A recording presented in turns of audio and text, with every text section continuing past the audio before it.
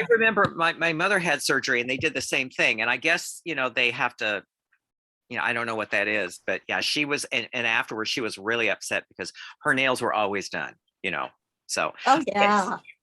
Okay, so today we are going to be putting on collars and sleeves, and then we're over the big hump. We have the welt pockets in. That's like the brain surgery of this particular coat. And so we have 2 videos today, and then next week we're going to have a couple videos for finishing. So that's kind of where we're at. So I guess before we start the videos, does anybody have any questions? Comments, thoughts? It's crickets. Oh, good. Okay. So then let us begin. Let's see, sleeves. There we are. Okay.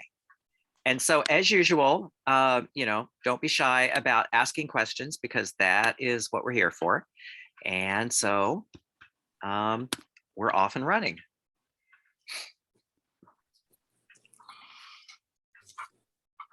As you can see, I've pinned the back.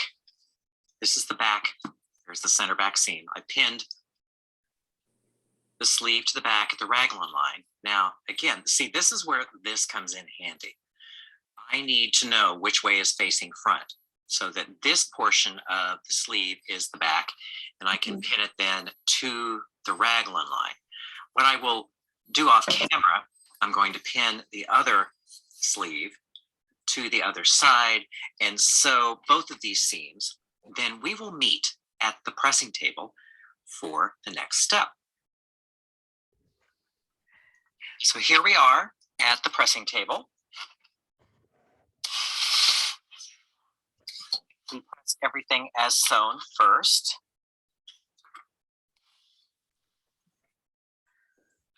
And then, since this is an inside curve, we're going to be pressing the seam allowances towards the sleeve. So what we want to do is we don't want to clip into this curve here. So we're going to stretch it opposite. And what that's going to look like is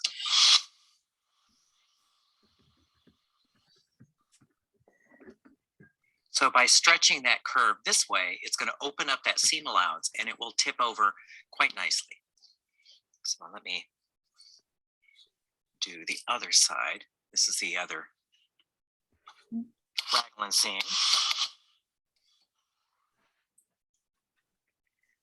And I'm going to stop here for just a moment. I think it was Vicki, you had the question last week on the lining about the underarm curve. And so instead of clipping, this is really what I did on the underarm curve of the lining as well. As long as you have kind of a bias, something that's pretty much on the bias, this particular tip works.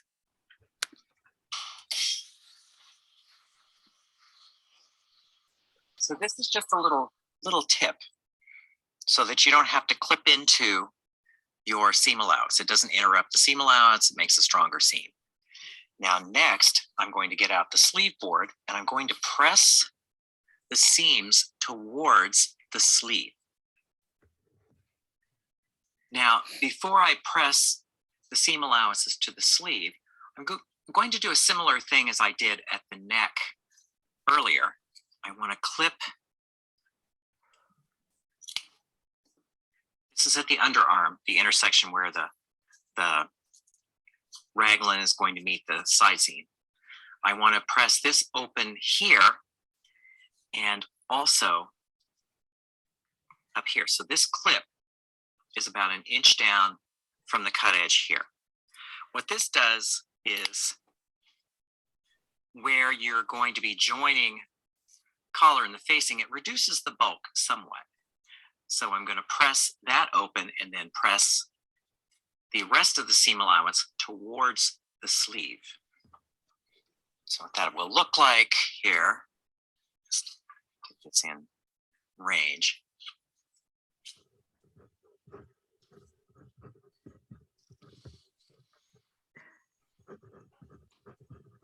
There's that.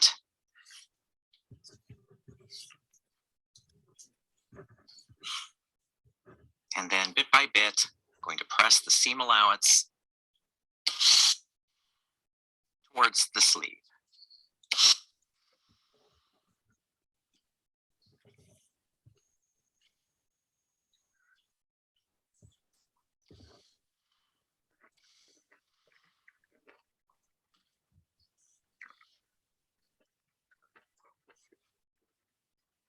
And so here, this is where you're going to be glad you stretched this, because the seam allowance will lay flat now.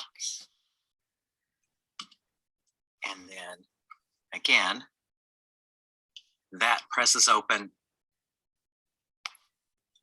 right there.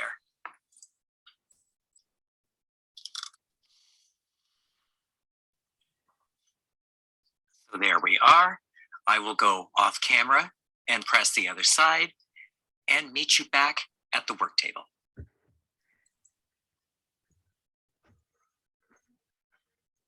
Here I have the sleeves sewn to the back panel.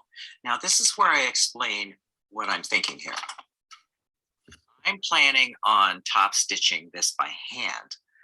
That is why I sew the back to the sleeves, because really what I have found is that when hand stitching, it's easier to roll the fabric up. And so the hand stitching,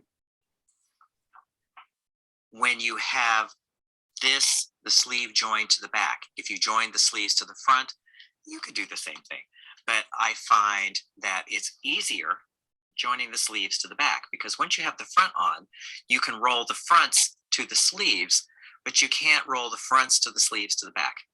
It just makes hand stitching this seam allowance, or this seam, easier. So now I will go off camera and sew the same chain stitch with the ribbon floss to both of these seam allowances. And once I'm finished, I'll bring you back the results. So here we have the raglan seam with the ribbon floss chain stitch as the top stitch. Now you notice here at the underarm, I've stopped it about an inch below the seam allowance here. And as I have done on the other rows of the chain stitching, I've stopped it, about 3/4 of an inch from the cut edge, so that you don't have to worry about catching that into the seam or inadvertently clipping it when you install the collar. So the sleeves are sewn to the back. Now I will go off camera and sew the fronts to the sleeves and sew the chain stitch and bring you back the result.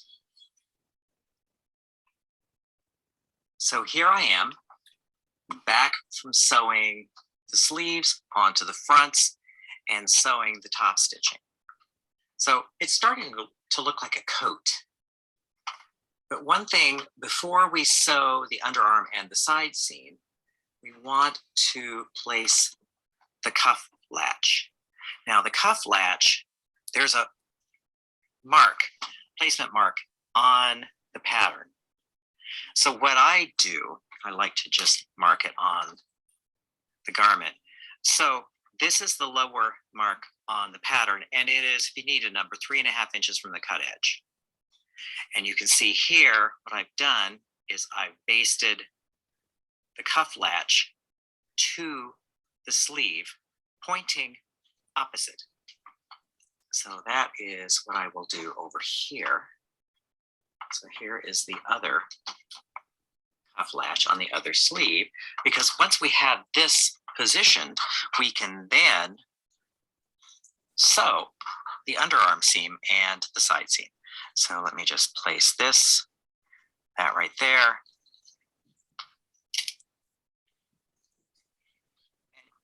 You try to make it parallel to the cut edge. It's not going to really matter because it's just going to catch into the seam here.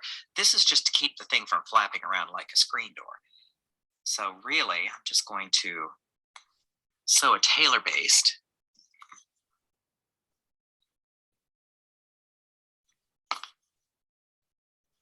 And this will hold everything together while I'm working.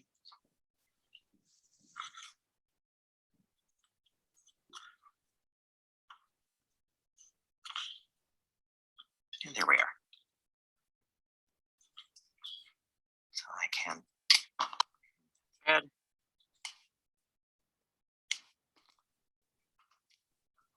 So here we are. The cuff latch is now secure.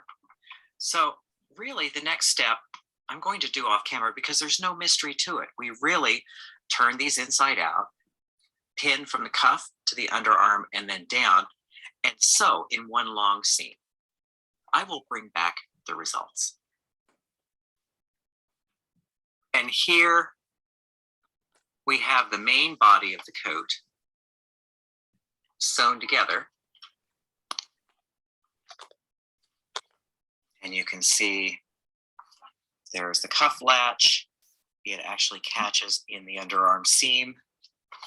Ultimately, where this will go is this will fasten back with a button here. So there we have the underarm seams sewn.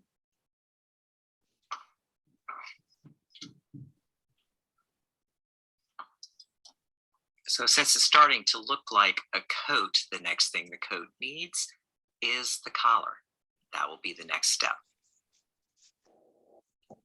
Kenneth? Yes. Yeah, all right. So you didn't show pressing the underarm seam. So you're just going to press it open? You press it open, yes. All right. Because thanks. there's not going to be any top stitching on that. Right. Okay. Body sewn together. It's now time to put on the collar. So as you can see here, we have the collar already constructed. So we have a lot of work to do. Let's proceed. To begin, I've sewn 3/8 of an inch from the cut edge, because this is a 1/2 inch seam allowance, all around the neck edge. All the way around. So you can see it catches the stay tape. I've narrowed down the seam allowances at the shoulders before I sewed to reduce some of that bulk. So we have the stay stitch of the neck so it doesn't stretch. Next, I'm going to be clipping before I start installing the collar. So really what you want to do is you Can I just ask a quick question? flip Yes, to the go stay. ahead. On stay stitching, do you recommend like starting at the center and stitching out and then stitching out the other direction, or just making one long? I like one long thing because if you remember, we put the stay tape here already. So we Yeah. don't really have to worry about stretching that curve. Okay. Okay. You know, Thanks. and there are some people who kind of get into the weeds about that sort of thing. I'm not necessarily one of them. But again, I tend to stay, and this is something I learned from my teacher, Simone, like stay those necklines like crazy. You know, and there are different methods I use for different kinds of things. So that way I don't really have to worry about having to start from the center and work out either way because I've already prevented the stretch. Yeah. Okay. Great. Thanks. Okay. These clips are, about 1/4 inch or so apart.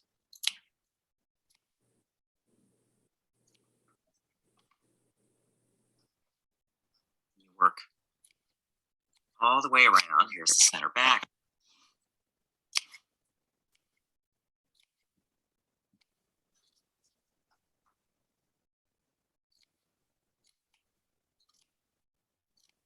Heading to the front panel.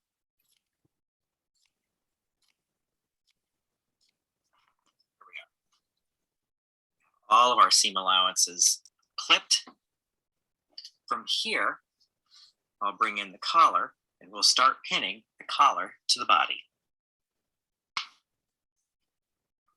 Here is center back seam right here. And So how I visualize this, I always like to, I have to get oriented. So let's see, there, that is the center back seam on the collar. And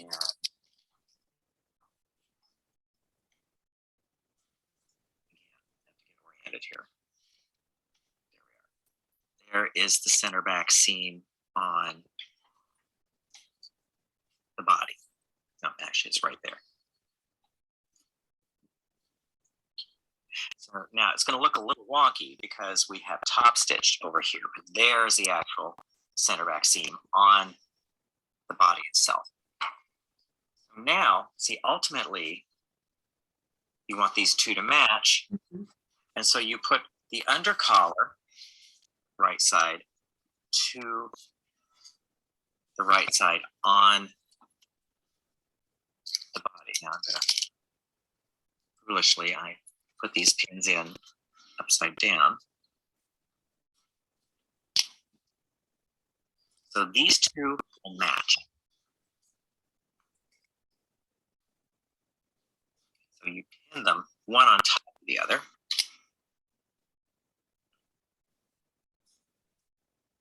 Like so.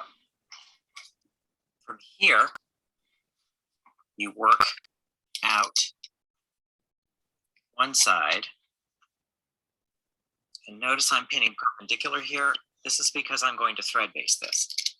So I don't have to worry about any pulling out of pins when I go to the machine, because there will be no pins as I go to the machine. So I find it's easier to find the dead center back and work my way out from the center outward. So what I will do is continue pinning this and go off camera and pin the other side, and I will bring you back the results. See you in a few moments.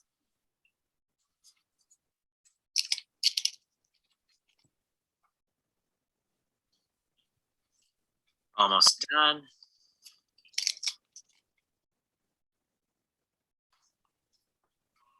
Okay, so now that we have it pinned, because like I said, we started in center back and we worked this way, you want to check it to make sure the collar is on completely centered. And this is how I do it. What I'll do is I'll come here, I'll match these two edges and see if the edges of the collar land at the same place, because you want the distance from the end of the collar to the corner to be consistent on both sides. And you know, if you check, yes, they both hit. So that means this collar is placed properly. So from here, what I'm going to do here is to thread based. Now this is one of those times I will thread based here with what's in the machine. I will thread based on top of the stay stitching. So this is all going to be about 1/8 of an inch inside the seam line. So it will be all okay. And using the same color as what you have in the machine means that if you really don't want to rip it out, you can sort of not rip it out. I know I'm speaking heresy here, but okay. So what I'm going to do, I'm not going to make you watch me sew the whole thing. I'm going to go off camera and sew the rest, and I'll meet you back here. Almost finished.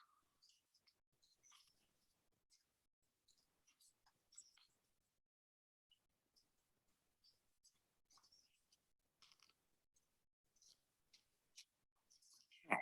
So I will secure the thread.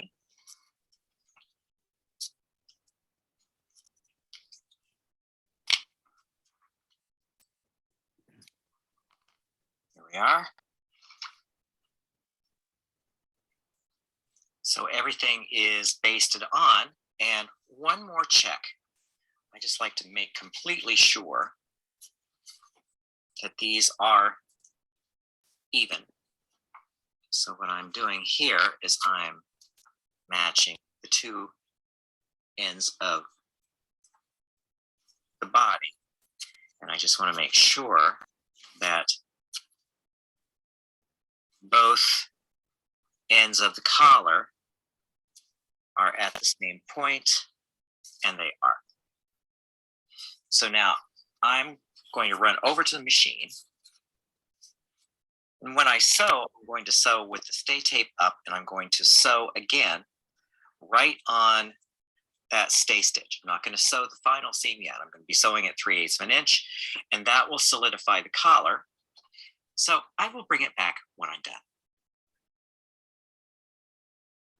And here the collar is set on.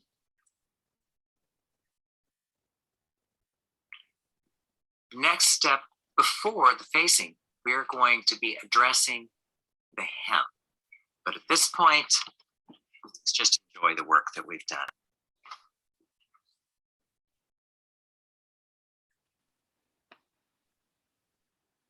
Okay, so questions. Wow. Crickets, crickets.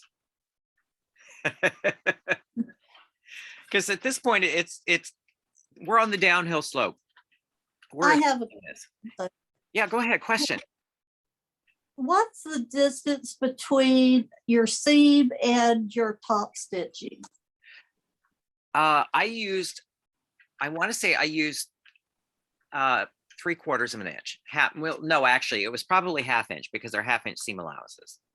Okay. And see, and that is the thing about the top stitching is and I always like to make a sample with the fabric to see the whatever top stitch I'm choosing, how far away from the seam it is, where sometimes it looks better if it's a little closer, like 1/4 of an inch. Sometimes it looks a little better further away. So that is one of those it depends answers. It just depends on the texture of the fabric and the method of top stitching you use. Okay. Okay. Okay. Yes. So other questions?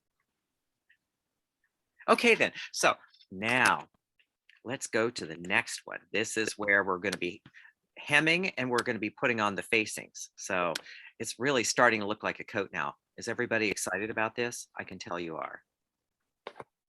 Okay.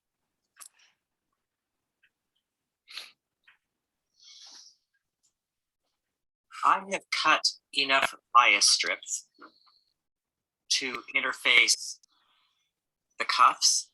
The bias strips are 2 inches wide. They're cut out of the tailoring canvas. And I have also cut enough length to interface the hem. Now, if you have a 1/2 yard of the canvas, you may have to splice to make one long continuous strip of the hem. So this is how I do it. I like to use bias strips and pieces of organza. So what this will look like here, when we join the two, we actually want to join it on the grain. So happily, this particular canvas has the lengthwise grain as part of the weave. So it's a little easier for me to show you. So what we want to do is we have this cut on the lengthwise grain. And so we want grain lines to face the same way. And so here, again, we cut these on the straight grain. So what we'll do here, pin this, or we put the edges together and we pin the organza over. Now the organza doesn't have to be on the bias. I like organza rather than muslin because you don't want to create stiffness. You just want to create a join. And if you have a little bit down here or up here that you need to level off later, not to worry. But the object here is you want these two sitting edge to edge underneath the organza. So now that we have this finished, we're going to go over to the sewing machine to sew. So here we are under the machine, and you can see the cut edge. So we're going to be using a serpentine stitch. You could use just a straight zigzag if you wish. The width on the serpentine is 5.0 and the length is 1.0. You want this fairly short. We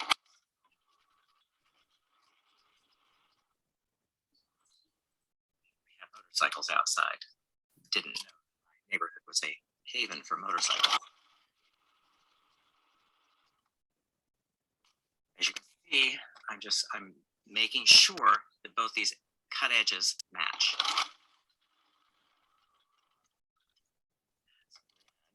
Turn around.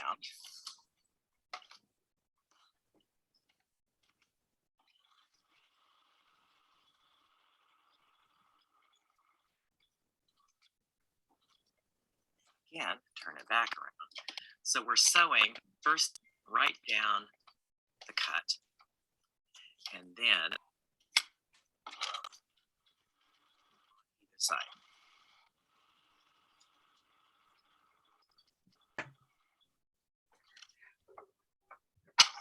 Just show you the result here. There. And that's what it looks like on this side. So what's nice about it is you don't necessarily get a hinge because the first row of stitching straddles the two joints. From here, I will take this over to the pressing table and press it, and I will meet you back at the work table. So the strip is pressed. Now, I'm going to trim this off here and here. And flip it over.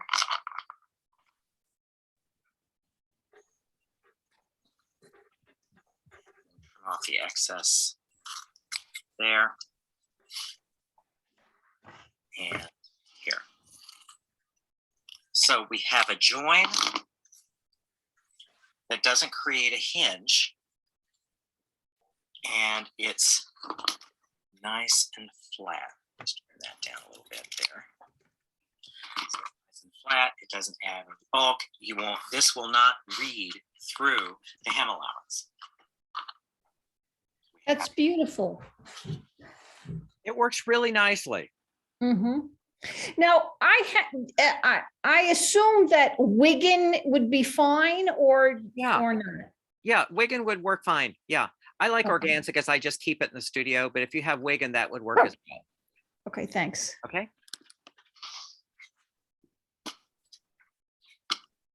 Voila. Next, we go to the coat. Here we have the coat on the table. And you can see here, I'm drawing a line. And this is going to be where the hem allowance folds. Now I'm over here. I've worked ahead, as you can see.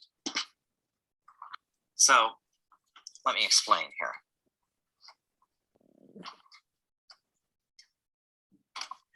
This is the stitching line for the 1/2 inch seam allowance. Now the facing is going to end somewhere out here. So you need a little extra of this hem allowance to tuck in behind the facing. So this here blends to the 1.5 inch hem allowance.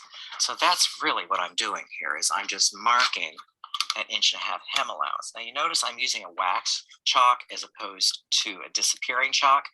This is on the inside, and I want those marks to stay put until I get everything situated. So here, that is the cut edge. So that's going to be the folded edge. So what we want to do here, I'm going to come back over here. Let's just rearrange change this. There we are. What I want to do with my bias strip is I'm going to cut this off perpendicular. And I'm going to bring it here. And I'll stop at about 1/4 of an inch. Well, it'll be about 3/4 of an inch from the cut edge. So I'm going to pin this so that the cut edge of the bias strip is on the chalk line. Kenneth, Yes. can you, I mean, when I've seen this done, it's usually that you place it on top of the seam line, not at the seam, not at the fold line. So can you describe why you're doing it this way? Is it because the fabric is thick enough? And Okay, I guess I don't understand your question. I mean, usually the bias strip is put, some of it is into the allowance and some of it's on the body. But what you did is you're putting all of the bias strip on the body and nothing in the seam allowance. Well, see, or the hem ultimately, allowance. what we don't want to catch the canvas when we stitch the facing. But I just, like, let this play out a little more. Ultimately, we're going to fold the hem allowance up on this folded edge. And when we sew the facing, the stitching on the facing, when we stitch the facing, is going to be ever so slightly outside the cut edge of the bias strip, because we don't want to catch the bias strip in the seam because it's going to make it difficult to press. Did that make sense? Right now, yeah, that's why you moved it in 3/4 of an inch. I understand that, but Yeah. no, vertically, you're placing the bias, not very vertically, horizontally, you're placing it on the fold line. Yeah. And not below the fold line. Right, that's correct. Yeah, I And- like to have, yeah, because see, there are some people, there's a different school of thought on that where they have the cut edge somewhere down here. I don't like Yes. that. I think, if you want a thicker hem, because the thing is, it thickens the fold. Yes, If I want a thicker fold, what I will use is a wool Melton. But but I like having the cut edge right on the fold. I just think it works better. It's harder to manage if you have the cut edge down here somewhere. right, because yes, when you fold it, it becomes more a loftier hem line, Right. right? Yeah. Okay, thank you. Okay. This is step 1. Heidi, hi, how are you? I'm trying to get a hold of your mother, Judy, because I have tickets. This is Christy Billicum. I've got tickets to the Giants game today, and I heard. Christy, could you mute your microphone? Okay, thank you.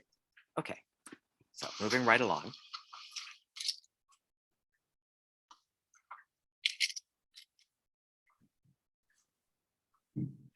And so here I'm going to cut the other end, about 3/4 of an inch from. You don't want it to go all the way up to it.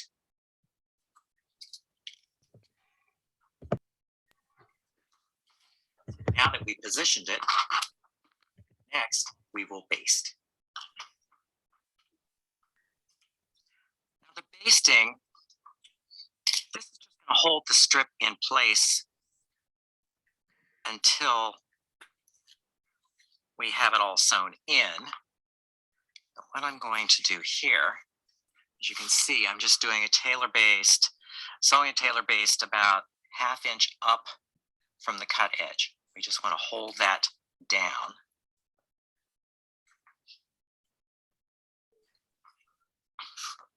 Okay, almost done.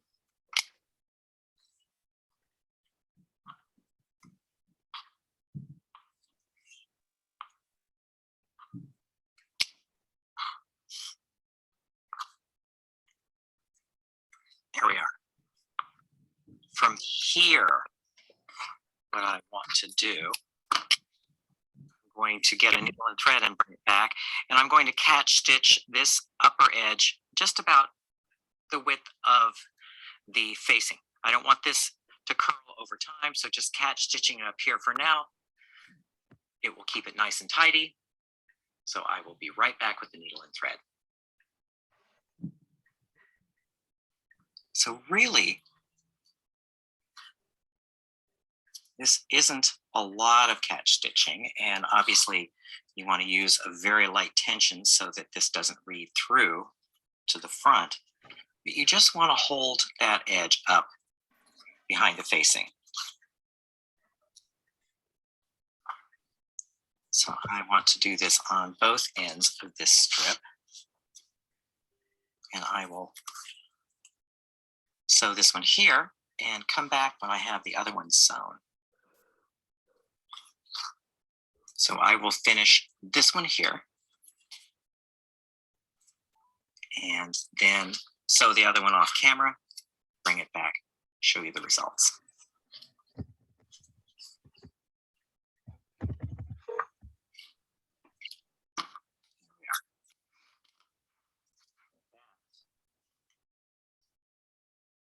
Is what it's going to look like up close. You can see, not terribly short stitches, just to hold this up. So I'll return with the other side sewn.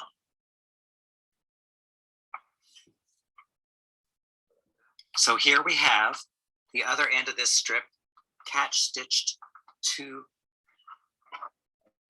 the body. Now, before I go any further, one thing I like to do is to thin out the seam allowances here. So if you cut these down to about 1/4 of an inch, this is a form of grading.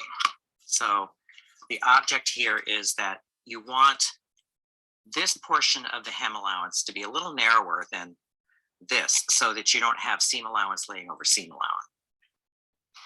And over here, same thing. Turn those down to about 1/4 of an inch.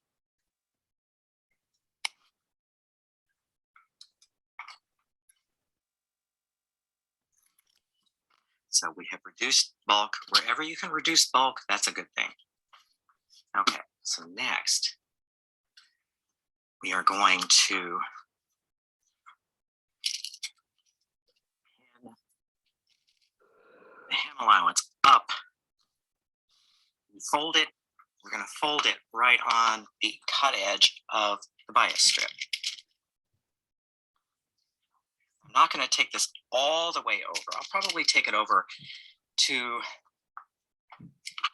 midway between the side seam and the front. The beauty here is having this bias strip is going to help you fold because the fabric will naturally want to fold on that cut edge. So I'm going to stop it right about 2 inches away because we have to put the facing on. So this will help us get some of the hem done before we actually put on the facing. So I will go off camera because what I'm going to do is I'm going to pin this up and then I'm going to baste it because the next step is hand stitching. So I'll bring it back, pinned and basted.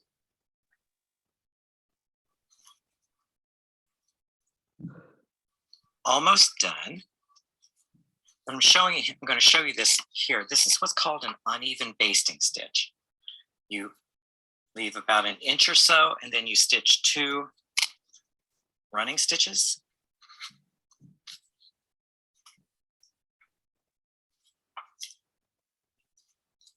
We're almost done.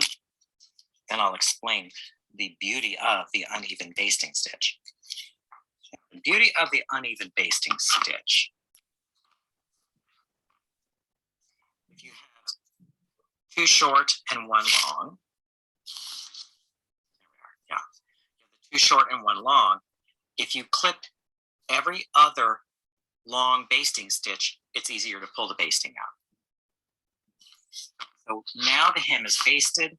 What I will do next is to sew a hemming stitch. Now I'm going to be using orange thread for this, but it won't show because I'm going to catch it to the interfacing here.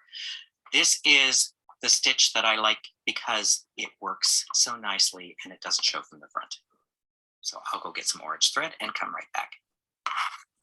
So we're ready here to sew the hemming stitch. This is why I baste, because I find it's easier to baste to hold everything together than trying to dodge around pins.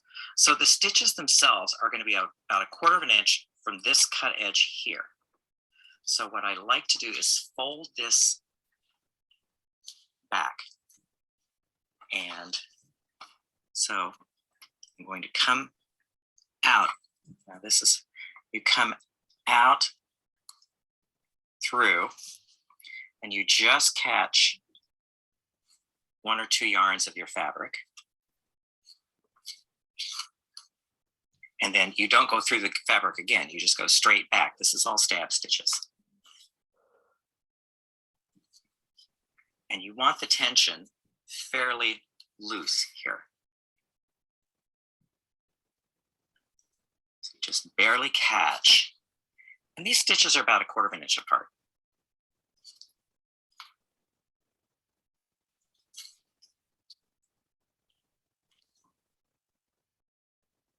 So again, just barely catch.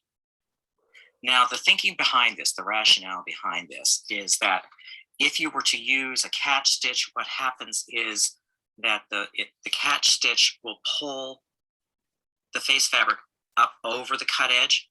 In this stitch, the catch stitch or the stitch sits on the same plane as the bias strip. So there's no tug against the fabric. The two surfaces are pretty much flat. Now in a boucle, you could sew this with Frankenstein stitches and no one would know. But if you're sewing, say, a gabardine, you will truly appreciate this because it doesn't really read through the fabric.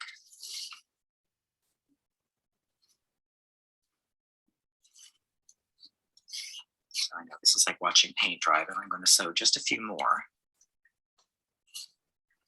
Get past this seam here. So yeah, about 1/4 of an inch from the cut edge of the hem allowance, and just barely catch.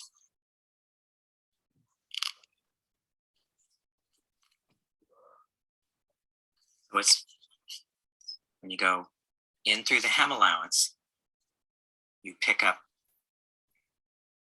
just that 1 or 2 threads. Now, if you're hemming a fabric that, like a gabardine, that really shows, one thing I like to use is machine rayon embroidery thread because it's finer. And I like also to use a number 10 beading needle.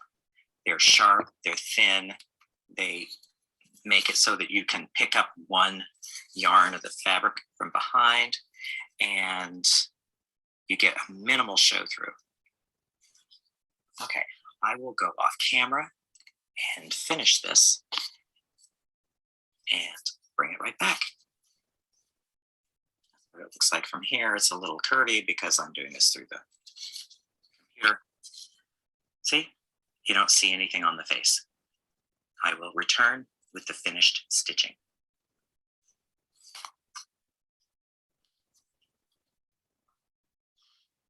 Okay, finished. So now let me pull out here the result.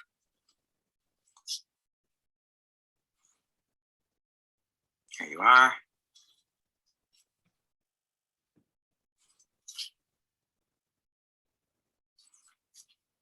And show it from the other side. Even with the orange thread, it doesn't really show. Again, I've got a little dispensation because I've used a backing on this, but it doesn't show. Now next, I'm going to take out the basting. This is where I'm going to show you about the uneven basting, how wonderful it is.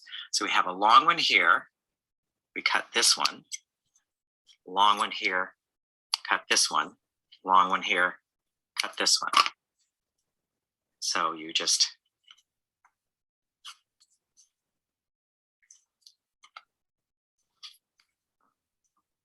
there you go. That's how it works. I will remove the rest of the basting and meet you over at the pressing table. So here we are with all of the basting on this section removed. I've left the basting here until later when I attach the facing. But a lot of this you can remove beforehand, and then you just want to steam it over the ham. Okay. Here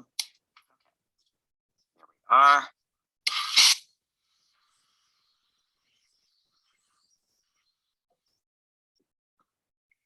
You steam it into the shape that the coat forms when you wear it. So the combination of the bias strip and the stitching and the steaming will make it so that it doesn't create unsightly points.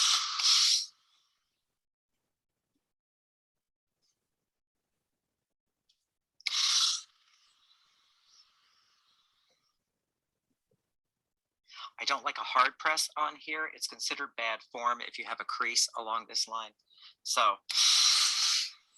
you can see I'm just steaming and finger pressing. So I'll give you a little close up on that so you can enjoy it. See how beautiful. And there is the inside. From here, we install the facing. So I think I'm going to stop here for a moment to see if there are any questions. Yes, I have one. Yeah, go ahead. Is there, or will you ever catch stitch that canvas, the top of the canvas down, or you just let it float? I let it float. Do you? It's never gonna fold over or anything? No, I've never had a problem with that. All right, thank you. Okay. This is a long view of the coat. So what I'm doing here is I'm pinning all the way around, but I'm not pinning the lower portion that blends with the hem. As you can see, I'm going to zoom in a little bit here. As you can see, the collar is between the facing and the body of the garment. So it's pinned right now. What I like to do is I like to hand baste with the thread that I will be using in the machine. That way you don't have to worry about dodging around the pins.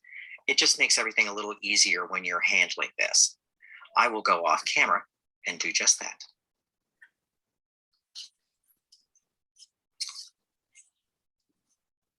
Okay, so here we're coming to the end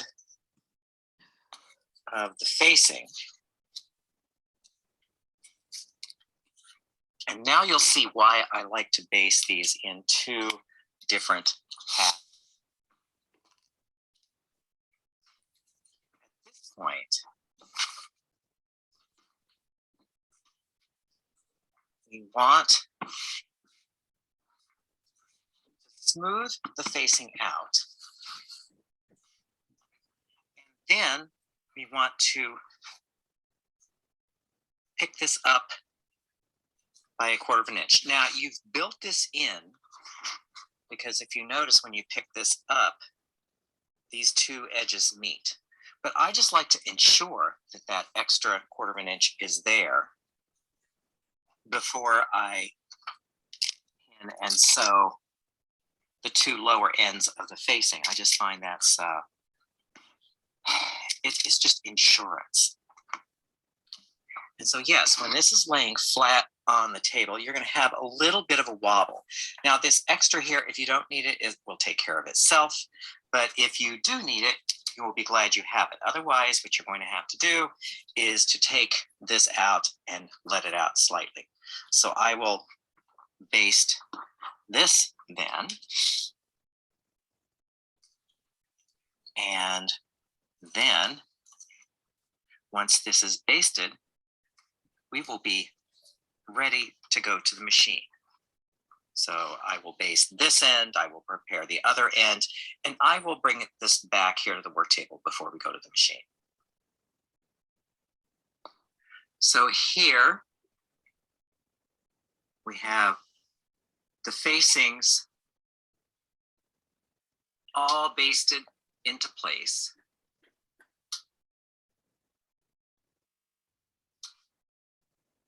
And our next step really will be sewing this. I'm not going to make you watch me sew this because it's pretty straightforward. You sew everything at 1/2 inch. However, I'm going to show you some details once we get to the pressing table about sewing. I've decided actually to show you what I'm going to do on the lower ends of the facing. So we're going to continue sewing to the corner. And then we're going to turn this over this way to sew the lower ends. See, this way we can get the stitch because we start the stitching where the facing begins, which is right about there. So I'm going to put a pin. So that's where the edge of the facing starts. And so we will use the line we drew earlier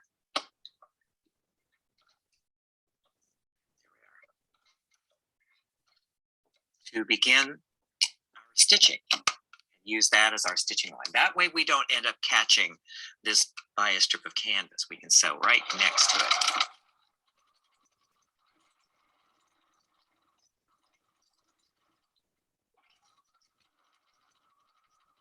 And now what we can do is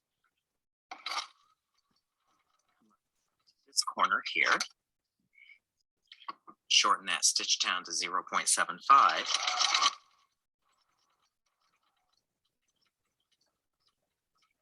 So right to that row of stitching, couple across, and then sew up about 3/4 of an inch. Kenneth, I have a question. And You do the corners, all the corners the same way Yes. with the 2 stitches. Okay, Yes. thank you. Okay. Thank you. force that corner. Turn this a little bit, pull it out a tiny bit, so you can see what I've done here. Let's turn it from this side. So you can see I started the stitch right there. And we sewed along that line you drew right outside the canvas over to this stitching line and then sewed the corner. And there you have it. Now we'll go to the pressing table. So here we are at the pressing table. And what I've done here is I've folded, there's our center back seam. I folded on the center back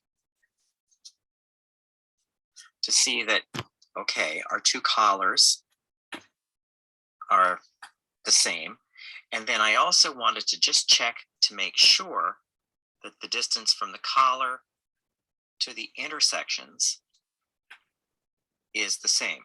Because at this point, you can take the seam out, let the seam in a little bit to make sure that both of these corners match. It's much more difficult once you've pressed and turned it right side out. So that's a little bit of insurance I like to take before I start pressing and clipping. As always,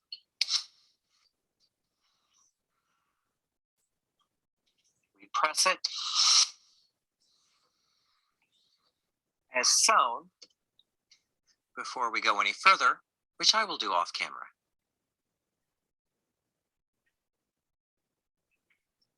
This is now where we get the point presser and press all of the seam allowances open. On the corners here, as I did on the collar, much easier to press everything open first before we trim the corners.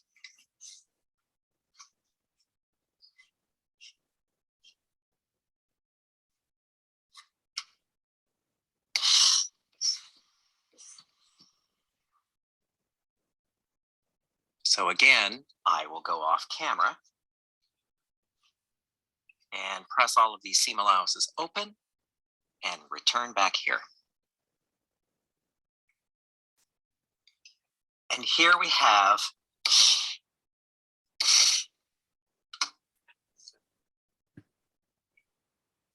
the last pressing. So back to the work table. Here we are back at the work table. And one thing I have done here, you can see, I have marked where the top button is, because what we want to do, we're going to be clipping our corners. We will be clipping the curves at the neck because everything is sewn. And then we will be grading the seams.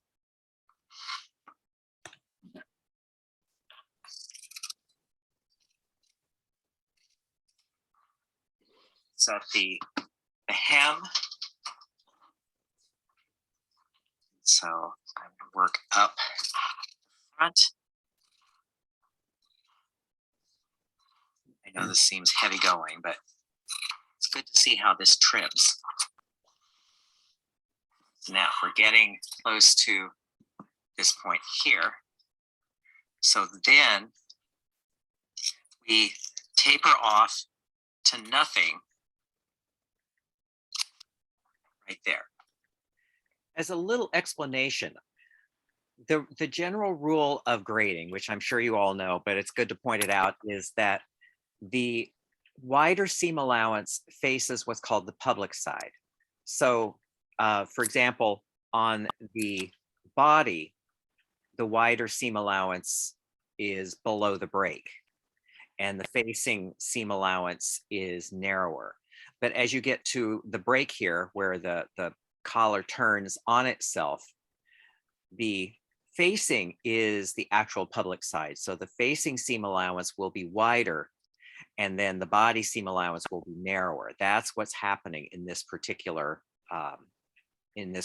operation, just as a little more explanation. So if you look at the seam allowances, you can see this tapers off to nothing, within a ½ inch of this mark here. So now I'm going to flip the work over.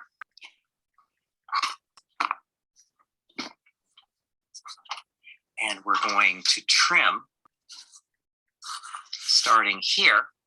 And this is on the body side. We will trim that same ¼ inch. See, the object of grading is that the public side has the wider seam allowance because it pads out the narrower seam allowance underneath. Okay, so here we are. And so this then tapers nothing there.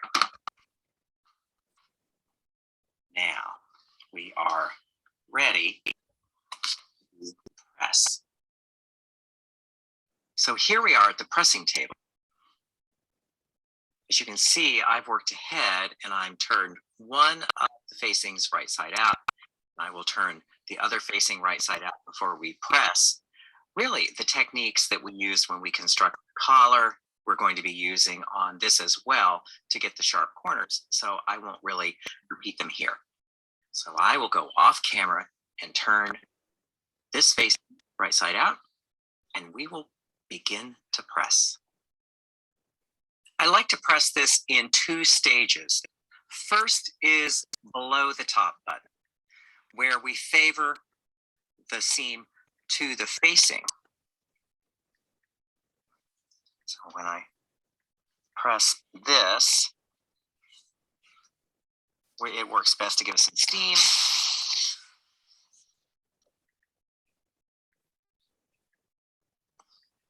And finger press it just to get everything set.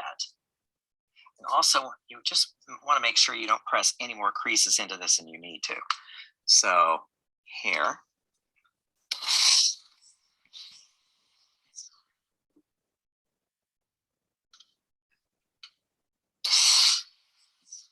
And there we are.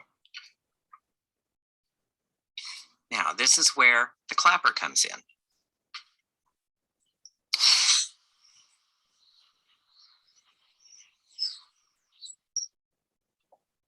I explain to my students at FIT that the reason you would use a clapper as opposed to putting the iron down is if you don't want to put shine on your fabric.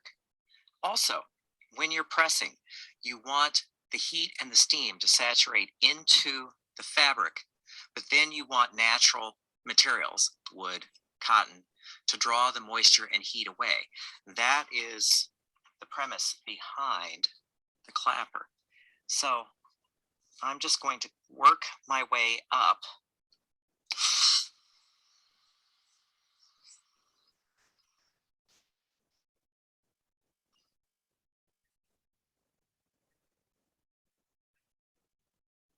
It's a little slow going, but we'll enjoy it here.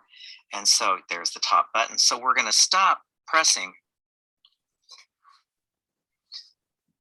This is the first step.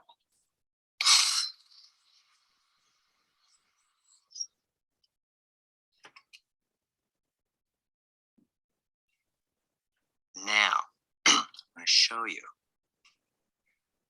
what you're looking for. See how that seam rolls ever so slightly back? That's what you want. You don't want the seam sitting dead on that edge. You want it to roll slightly back. You've built that into the pattern. This is where we exploit that in the pressing. Now, like I said, I like working in sections here. So what I will do now is I have my basting thread in the needle, and I like to just sew a tailor baste to hold this edge. Then you don't have to worry about it flapping around so much. Now, coming up to here, again, you want to see where your mark is, because that's where we're going to stop the basting, or a little bit before. You could stop it a couple inches below. But you just want this all to be secured.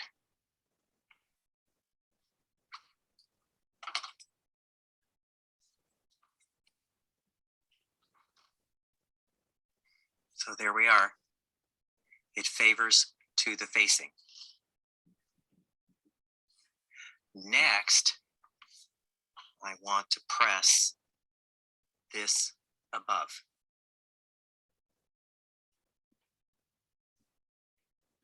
Now that we have the lower half of the facing sewn, we're going to press and baste the lapel portion. So this is where the sleeve board comes in. We want the seam to favor back when we're steaming and pressing. And so again, I like to work it in sections.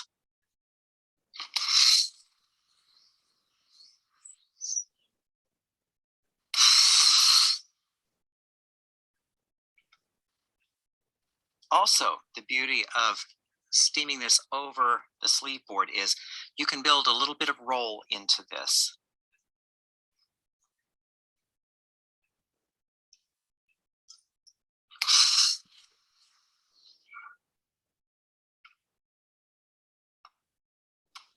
So now, that's what we're going to do.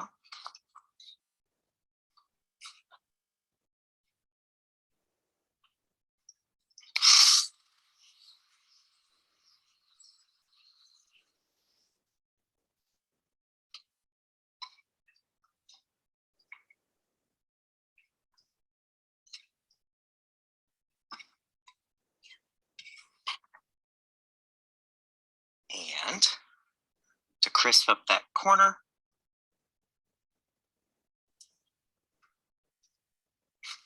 again, with the pressing cloth this time, because I don't want to mar the fabric,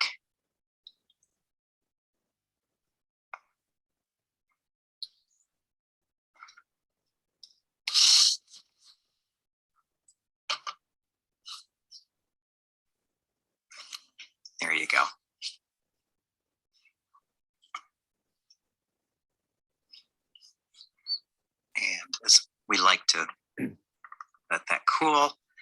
And then we want to tailor base this as well. See, ultimately, I'm going to top stitch around this edge, but I want to have everything pressed and basted in place so that nothing shifts before the top stitching gets sewn.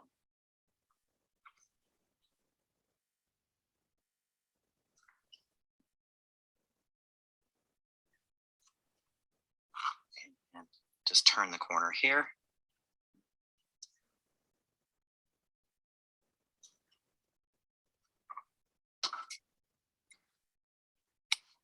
Next, I will press the facing back along the neck seam.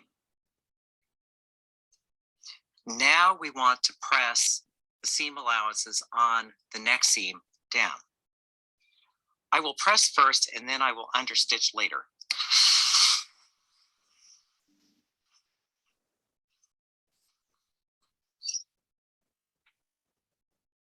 So this is where the clapper really comes in handy. Sorry, I'm blocking that. And having the sleeve board is going to be a really handy tool because you can really place this so that the shaping at the shoulders is accurate. And there's no race here. You can steam it, finger press it, you can come in, press it with your clapper.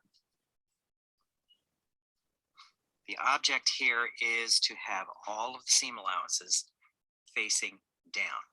So I will go off camera and finish this and bring you back the result.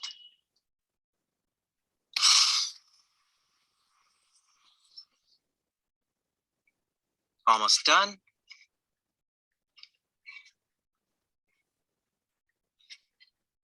There we have it. Now, that is the seam pressed. Our next step is going to be going to the work table to pick stitch the seam allowances. Kenneth, Yes. I didn't see, did you grade those seam allowances underneath that neck seam or not? I didn't. You didn't. No, you could though if you wish. All right, if there's a bump. If there's a bump, yeah, then you would. Okay. So here we are back from the pressing table, and I have threaded up a needle with Mara 30, the top stitching thread.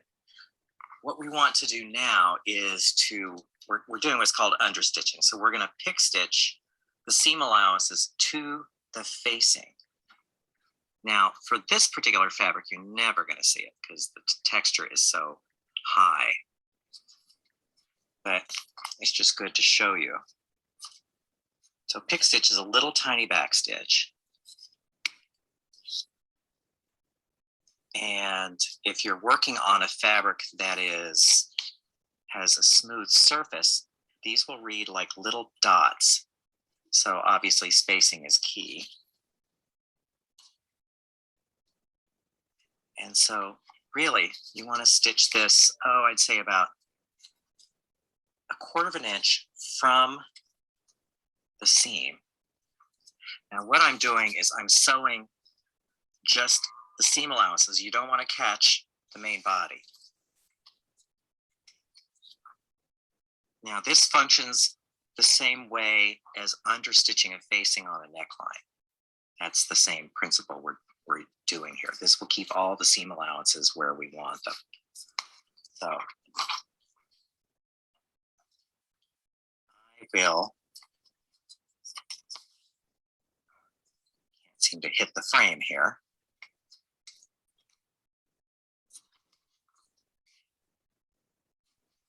So as you can see, it doesn't really show. So I will go off camera and sew the rest of this and bring you back the result. Okay, almost done. One more. And back through here. And secure the thread.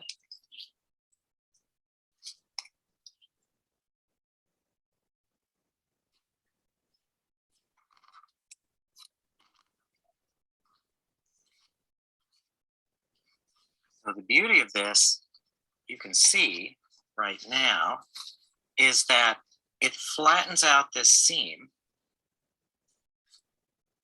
and keeps all the seam allowances in place. So there we are. Next, we're going to finish the hem. Now here we have just this little bit of hemming to do before we're finished with this video. Now, aren't you glad that you did all of this beforehand? So really, you're going to pin this up.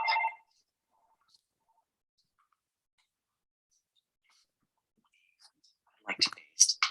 I know some people think I'm a little persnickety that way, but really, I don't like catching my sewing thread on pins. So I find it very annoying. So there we have this. Now, really,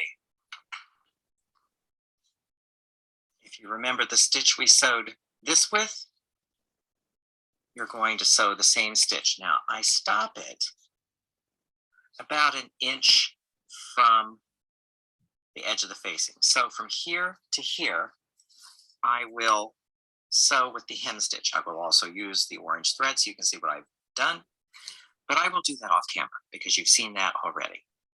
And I will return with the finished result.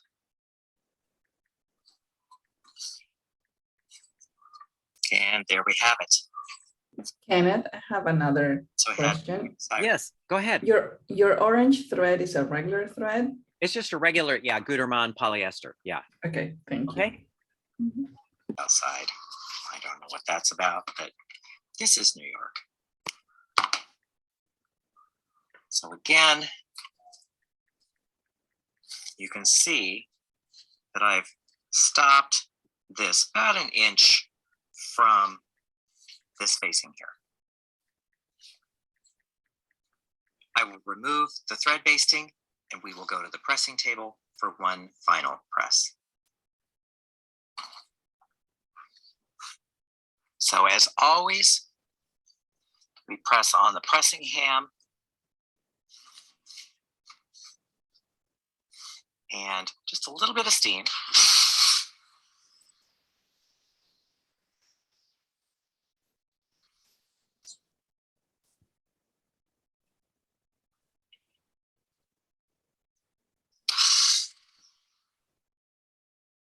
See, it makes a nice curve. And just continue that press around.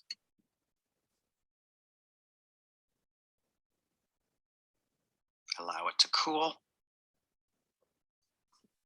And while I'm here, what the heck, let's just press the other end because I have already sewn that.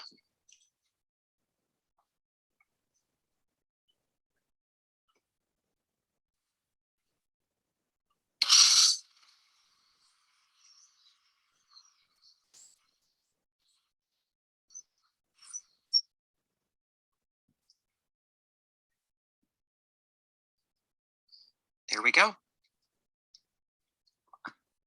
I'll let this cool for a moment and I will meet you back at the work table so we can survey the results. And suddenly, it looks like a coat. Now, what I'm planning on doing is I am planning on top stitching the fronts, but I will sew those off camera. But you can see the facings are on. The hem is finished. And once the fronts are top stitched, the next lesson will be installing the lining and finishing.